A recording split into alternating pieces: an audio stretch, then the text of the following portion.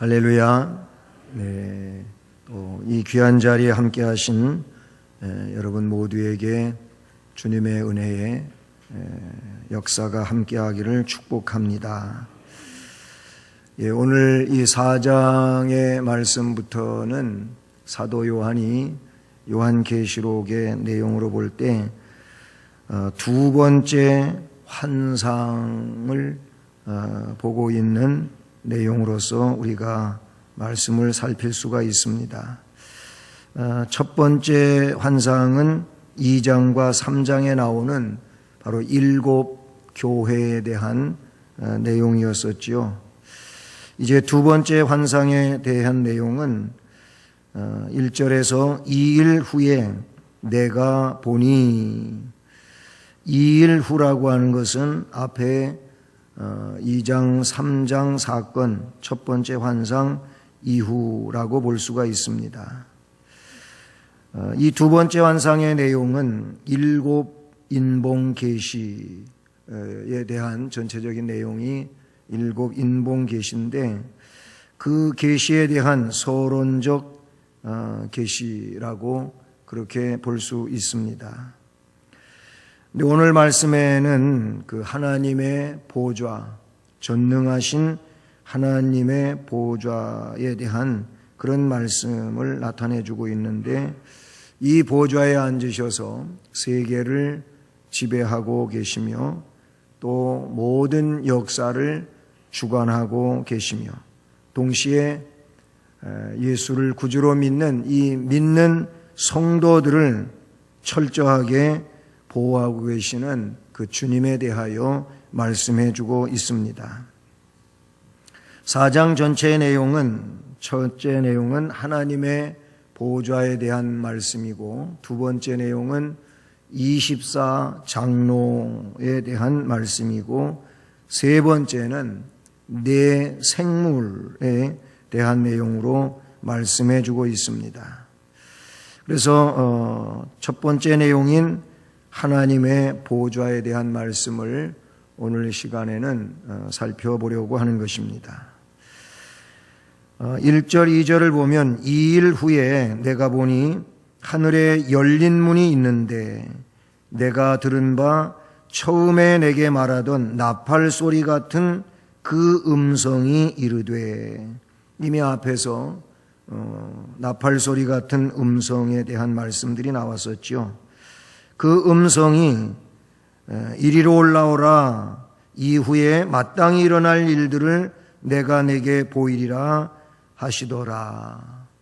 그 나팔 소리 같은 음성을 듣고, 또 동시에 요한은 성령에 감동되었습니다. 그리고 그 성령의 감동 속에서 보게 되는데, 하늘에 보좌가 베풀어져 있음을 봅니다.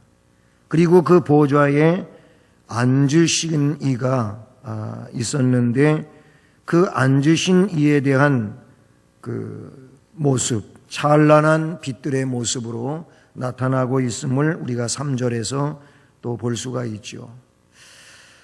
사도 요한은 나팔 소리 같은 그 음성을 듣고 하늘로 불려 올려가서 이후에 마땅히 될 일을 거기서 보게 됩니다.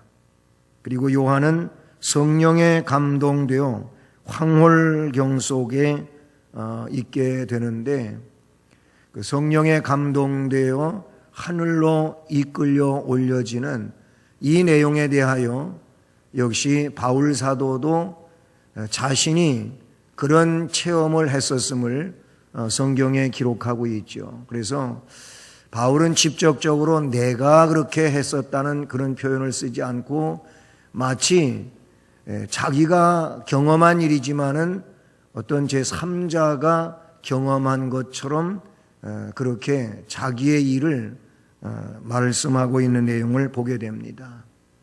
그렇게 3층천에 올라서 하늘 세계를 보게 된 경험에 대한, 그것은 자고할까봐, 또 그거를 잘못 말하면은 교만하게 될까봐 바울 사도는 그를 입을 열어서 함부로 이야기하지 않고 자기 심령 속에 간직하고 그리고 그것을 기쁨 중에 주님을 섬기는 일로 그렇게 발판을 삼고 있었음을 우리는 보게 되는 것이죠.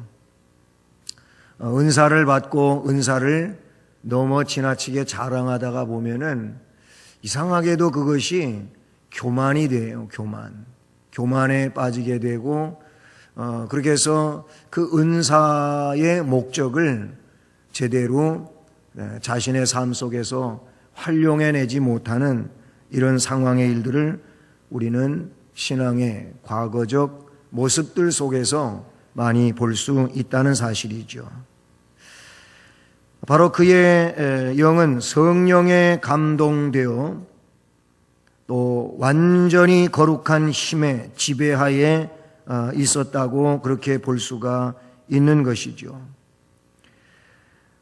이사야 6장 1절로 6절까지의 말씀을 보게 되면 이사야 선지자도 하나님의 보좌를 보게 되었음을 우리가 그 말씀에서 봅니다.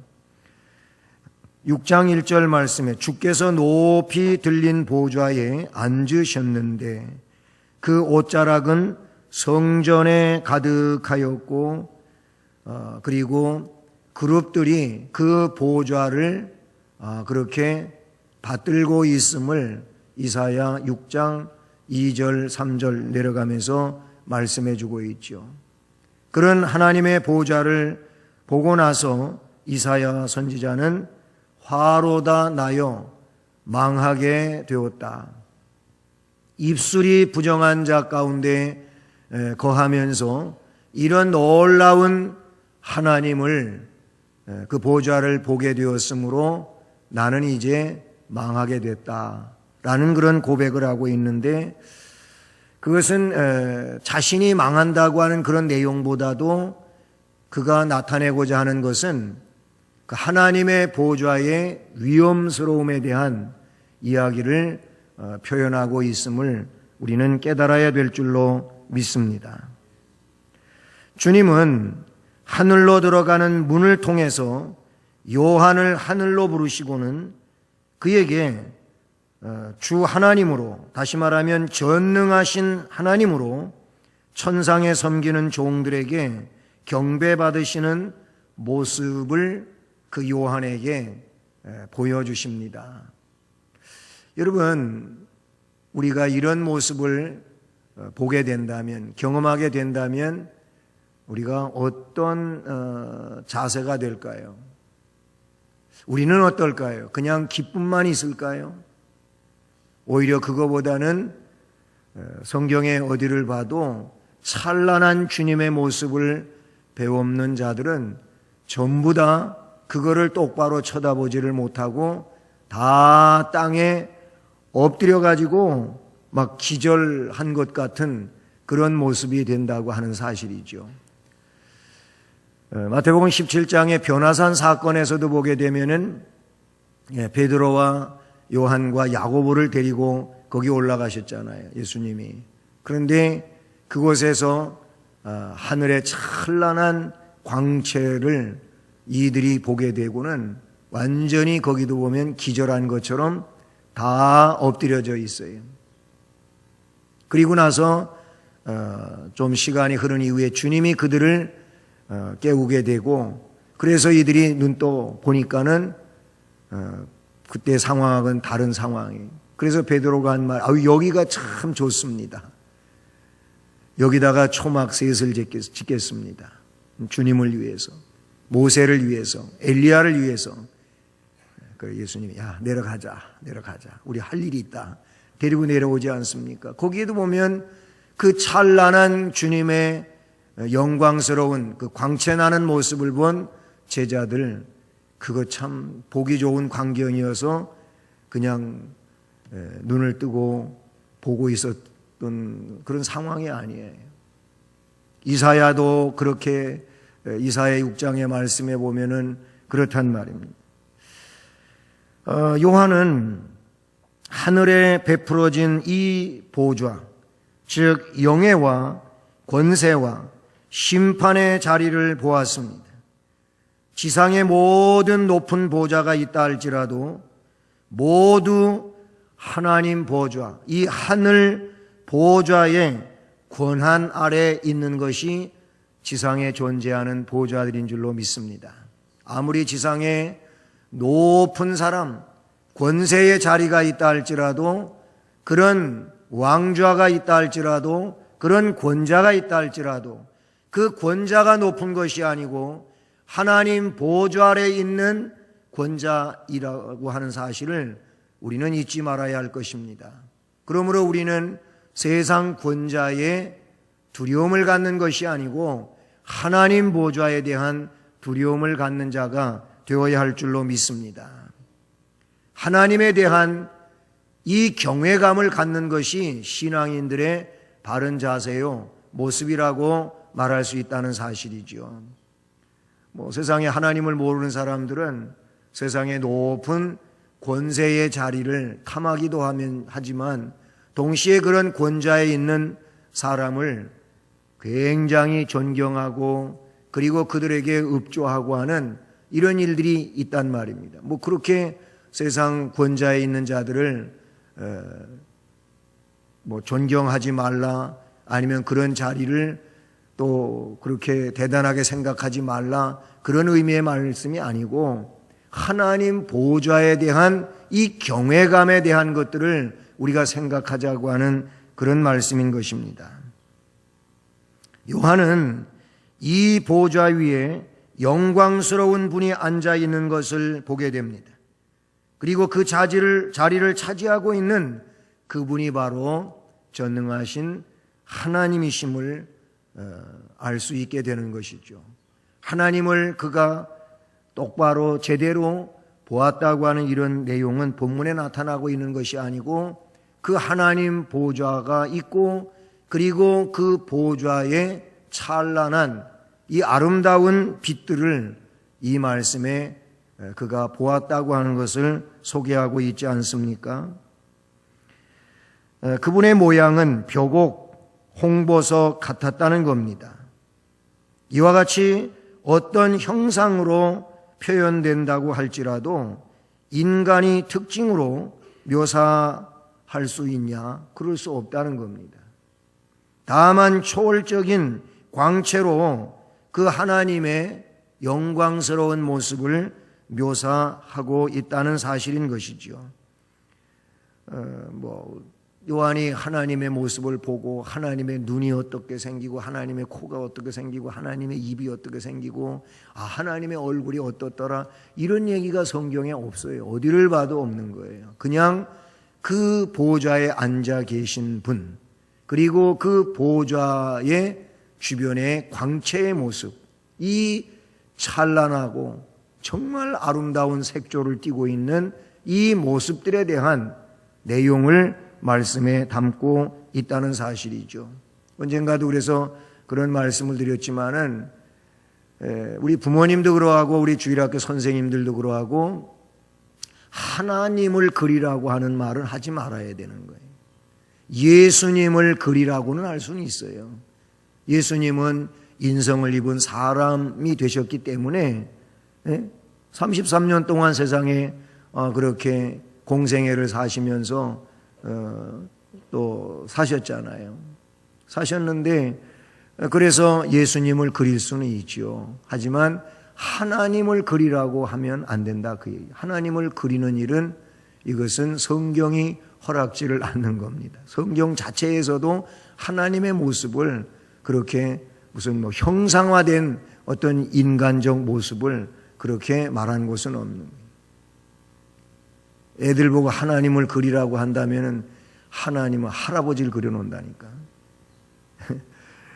하나님을 그리면 안 돼요. 그거는 안 될 일이에요. 이 묘사할 수 있는 방법은 이 말씀에도 그냥 어떤 빛들로 이야기하며 어떤 빛 같고라고 표현하고 있다는 사실인 것이죠. 하나님의 보좌는 영광과 권세와 권능과 심판의 자리라고 하는 것을 우리는 잊지 말아야 할 것입니다. 다시 말씀드리지만 그래서 이사야 6장 1절에서 주께서 높이 들린 보좌에 앉으셨는데 그의 옷자락은 성전에 가득하였고, 이사야가 본 모습입니다.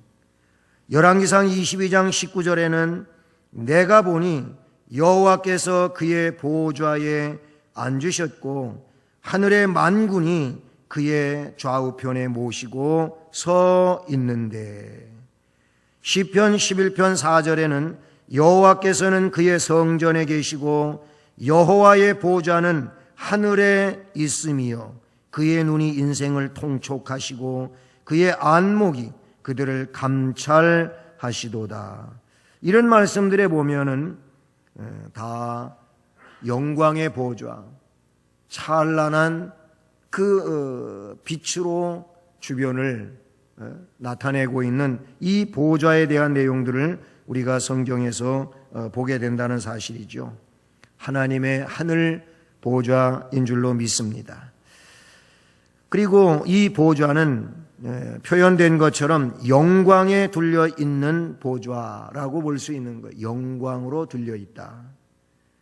앉으신 이의 모양이 벼곡과 홍보석 같다. 또 무지개가 있어서 보좌에 둘려 있는데 그 모양이 녹보석 같더라.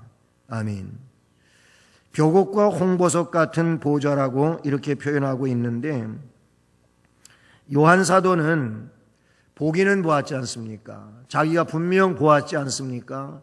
보기는 봤지만은 그거를 글로 표현해야 되지 않겠습니까? 그러면 이 세상에 사람들이 그래도 이렇게 공감하면서 이해할 수 있는 게 뭐냐면 문학적 요소라고 볼 수 있는 거예요. 아무리 내가 진기한 걸 보았다 할지라도 그거를 세상에 있는 사람들이 공감하는, 사람들이 본 거, 경험한 거, 이런 것들로 말해 줄 때에 그것이 그래도 이해가 되어질 수 있는데, 요한은 바로 그런 겁니다. 그래서 요한 자신도 이사야라든지 에스겔이 하나님의 영광에 대하여 묘사한 구약의 예언의 말씀들이 있어요. 이미 말씀드린 것처럼 이사야 6장의 말씀이라든지 에스겔서 1장 26절부터 28절의 말씀이라든지 이런 데 보면 역시 에스겔도 이사야도 그 하나님의 보좌와 그 찬란한 모습에 대하여 묘사하고 있다는 사실이죠. 이렇게 하나님의 영광에 대하여 선지자들이 묘사한 것처럼 빛나는 색들로 영광스러운 하나님의 보좌를 지금 묘사하고 있다는 것입니다. 이렇게 묘사한 것은 아마도 요한이 자신이 본 것을 묘사할 언어를 그것 이상 어떻게 찾아낼 수가 없다는 겁니다. 벼곡, 홍보석, 이것은 세상의 가장 진귀한 보물로 묘사할 수 없는 극히 아름다운 찬란하고 영광스러운 내용을 말한다. 그러니까 하나님 보좌가 그만큼 찬란스러운 것이고 영광스러운 것이라고 하는 것이지요. 그 다음에 무지개가 둘려있는 보좌라고 할 때, 무지개를 작년에도 보셨죠. 작년에도 보셨을 거예요. 작년에 쌍무지개가 저쪽, 여기서 보면은 꼭 저쪽 동탄 쪽에, 그쪽에가 쌍무지개가 이렇게 해서 핸드폰은 스마트폰으로 찍어가지고 이렇게 막 보내드리기도 하고 그랬잖아요, 서로. 근데 무지개를 멀찌감치 있는 거나 볼 수 있지 않습니까? 무지개는 항상 아름답지 않습니까? 빨주, 노초, 파남보 7가지 색깔로 그렇게 잘 아주 어울리게 그렇게 만들어 놨어요. 하나님이 하신 거예요. 그런데 이 무지개가 있어 보좌에 쫙 둘려 있는 겁니다. 그러면서 그 모양이 녹보석 같더라, 이렇게 라고 표현하고 있어요. 이것은 너무나도 아름다운 보좌를 의미하고 있지 않을까요? 이사야 6장 2절로 3절에 보면 스랍들이 모시고 섰는데 각기 6날개가 있어서 그 둘로는 자기의 얼굴을 가리었고 그 둘로는 자기의 발을 가리었고 그 둘로는 날면서 서로 불러 이르되 거룩하다 거룩하다 거룩하다 만군의 여호와여 그의 영광이 온 땅에 충만하도다. 이렇게 스랍들이 6날개로 각각 2날개씩 얼굴을 가리고 또 발을 가리고 그리고 2날개로 날아가면서 선포하는 메시지가 거룩하다 거룩하다 거룩하다 하는 이 메시지를 선포하는 겁니다. 시편 47편 8절에서는 하나님이 열방을 치리하며 하나님이 그 거룩한 보좌에 앉으셨도다. 그냥 거기는 거룩한 보좌라고 그렇게 표현되어지고 있어요. 무지개가 보좌에 둘려 있다고 하는 것을 보았는데 그 모양이 녹보석 같다고 하지 않았습니까? 무지개는 성경에 노아 홍수 이후에 다시는 홍수로 심판하지 않겠다고 하는 약속으로 언약으로 등장하는 것이 무지개이지 않습니까? 근데 이 무지개가 말씀에 녹보석처럼 보인 겁니다. 무지개를 보았는데 그리고 그것이 녹보석 같은 보좌로 보였습니다. 가장 지배적인 색이 녹색이었다고 하는 것, 이 녹색은 사람들에게 있어서 제일로 피곤하지 않게 보이는 색이라고 하지 않습니까? 예? 녹색이 제일로 사람의 눈을 안정적이게 해주고 피곤하지 않게 만든다는 거예요. 그래서 막 이 피곤이 있고 특별히 눈에 피로가 있고 그러면은 녹색이 있는 곳에 가라는 거예요. 예? 뭐 나무 잎사귀가 있든지 하여튼 그런 곳에 가면은 그 피곤이 풀린답니다. 이게 색을 가지고 이 의학적으로 그렇게 매치시키는 일들인 거예요. 근데 이 하나님 보좌가 무지개로 둘려 있고 그리고 거기 그 색이 대표적인 이 녹보석, 녹색으로 이야기하고 있다고 하는 이것은 가장 지배적인 색을 여기 말하고 있는데 그런 점에서 새 언약이 가지고 있는 이것은 소생 혹은 그 참신성의 모습을 나타내주고 있다. 어쨌든 이런 모든 보석으로서 색들을 어떤 보석의 색들로 하나님 보좌를 말하고 있는 것은 영광을 표현하고자 하는 겁니다. 하나님은 영광의 보좌에 앉아 계시는 하나님이신 줄로 믿습니다.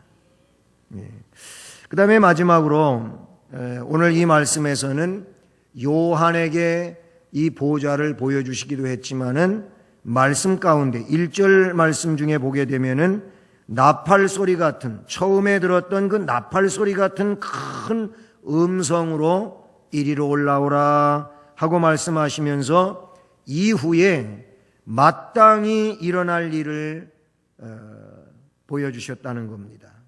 마땅히 일어날 일들을 내가 내게 보이리라. 아멘.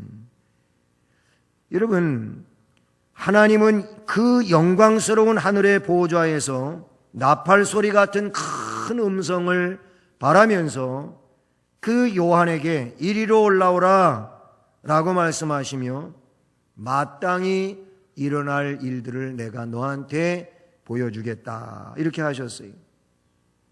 계시의 내용은 여기서 마땅히 될 일, 우리가 먼저 쓰던 성경에는 이 마땅히 될 일이 반드시 될 일입니다. 반드시 될 일. 그 일을 보여주시겠다는 거예요. 그런데 성경에 이 내용을 다 어떻게 또 같이 사용하고 있느냐 하면은 속히 될 일로도 표현하고 있다는 사실이죠. 그래서 앞에 계시록 1장 1절에 가보게 되면 예수 그리스도의 계시라. 이는 하나님이 그에게 주사 반드시 속히 일어날 일들을 그 종들에게 보이시려고 그의 천사를 그 종 요한에게 보내어 알게 하신 것이라. 아멘. 거기 보면 반드시 속히 일어날 일들이라고 그렇게 말씀해 주고 있습니다. 계시록의 내용이, 즉 이 예언의 내용이 반드시 일어날 일이기도 하며 속히 일어날 일이라고 한다면 우리가 이 말씀 앞에서 어떤 자세를 취해야 하겠냐 그런 얘기예요. 반드시 될 일이고 그것도 속히 될 일, 물론 하나님의 그 시간법 안에서의 일들이죠. 우리에게 있어서는 속히 될 일이라고 해도 베드로서에 있는 말씀처럼 뭐 그렇게 말하던 때가 언제냐 이거예요. 그렇게 오랜 횟수가 지나가고 그랬는데 맨날 그때나 지금이나 여전하지 않느냐. 그렇다면 베드로 사도가 말씀을 기록할 때에서부터 오늘까지는 더더욱 길게 지났잖아요. 이를테면 2000년이 지난 거예요. 그렇잖아요. 2000년이 됐어요. 그렇다면 사람들은 그래요. 베드로서의 말씀처럼 무슨 뭐 속히 될 일이라고 하는데 속히 되기는 2000년이나 지났는데 그거는 괜한 얘기다. 이럴 수 있잖아요. 그런데 하나님 말씀에 하나님은 1000년이 하루같이, 하루를 1000년같이, 그런 말씀을 베드로 사도를 통해서 말씀을 하고 계시지 않습니까? 하나님의 시간은 영원이에요. 영원. 우리는 유한한 시간 속에 뭐 80을 살고 100년을 살고 그렇게 살고 있잖아요. 그런 우리들이 영원 속에서 100년이 1000년이 이게 우리는 길지만 하나님의 시간법은 그게 아니라는 거예요. 하나님은 반드시 될 일, 속히 될 일을 말씀하고 계시는 줄로 믿습니다. 그러므로 반드시 일어날 일과 속히 일어날 일이라고 한다면 우리는 이 말씀을 통하여 뭐 해야 됩니까? 준비해야 돼요. 미리 준비해야 되는 거예요. 뭐를? 심판에 앞서서 하나님 앞에 서기 전에 전도서의 말씀에 있는 것처럼 그 곤고한 날이 오기 전에 창조자를 기억하고 살아가는 일을 우리가 해야 된다라는 것입니다. 준비하는 자만이 복을 받을 수 있는 줄로 믿습니다. 그리고 생명력 있는, 살아있는 이 실행하는 믿음이 복된 믿음이고 또 이 말씀 안에서의 역사를 이루는 그런 축복이 될 줄로 믿습니다. 마태복음 24장에 예수님은 종말에 관하여 말씀을 하시면서 이를테면 마태복음 24장 42절에서 그러므로 깨어 있으라 그랬어요. 왜? 어느 날에 너희 주가 임할는지 너희가 알지 못함이니라. 깨어 있으라 그랬어요. 마태복음 24장 44절에서는 좀 다른 표현으로서 이러므로 너희도 준비하고 있으라. 생각지 않은 때에 인자가 오리라. 생각지 않은 때에 인자가 온다는 거예요. 그래서 그렇게 느닷없이 임하는 일이기에 도적같이라는 표현도 썼고 마치 덫처럼 온다는, 덫이 뭐예요? 덫이 쥐를 잡으려고 덫을 놓기도 하고 아니면 어떤 짐승을 잡으려고 덫을 놓지 않습니까? 그 덫에 걸리는 그런 거를 짐승이 안다면 거기 오겠어요? 모르니까 유인당해 와가지고 그래서 그냥 자기도 모르는 순간에 옥로에 묶이고 덫에 치이고 갇히고 하는 이런 상황이 되지 않습니다. 그래서 주님은 준비하고 있으라 그렇게 말하셨습니다. 마태복음 25장에 역시 열처녀 비유와 관계하여 말씀을 주시면서 그러므로 깨어 있으라. 너희는 그날과 그때를 알지 못하느니라. 아멘. 자, 이렇게 마땅히 일어날 일을 요한에게 보여주셨다는 겁니다. 그냥 어떤 신비한 상황을 그거를 그냥 알려주고자 하는 내용에 국한된 게 아닌 거예요.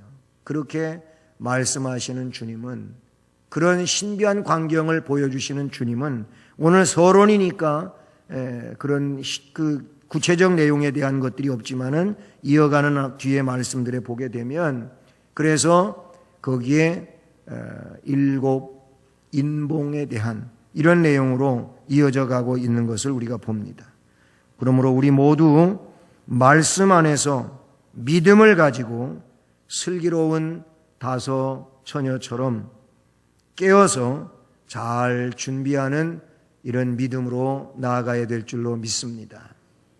이것이 전진하는 믿음이 되는 것이고, 또 뒤로 물러서지 않는, 즉 침륜에 빠지는 그런 믿음이 아닌 줄로 믿습니다. 전진하는 믿음만이 깨어있게 되는 것이고, 깨어있는 믿음은 항상 주께서 그때그때 들려주시는 세미한 음성을 들으며 또 깨우쳐 주시는 그런 내용들에 근거해서 깨달음을 가지고 대비하게 되고 준비하게 되고, 그리고 주님이 원하심을 따라 믿음으로 나아가게 되는 줄로 믿습니다. 모쪼록 영광의 보호자에 계신 하나님께서 오늘 우리들에게 반드시 그리고 속히 될 일을 말씀해 주고 있음을 기억하고, 그러므로 우리 역시 한 시대를 살아가는 하나님 백성들로서 잘 준비하며 나날을 살아가며 주님께 영광을 돌리는 은혜자가 되기를 주님의 이름으로 축복합니다.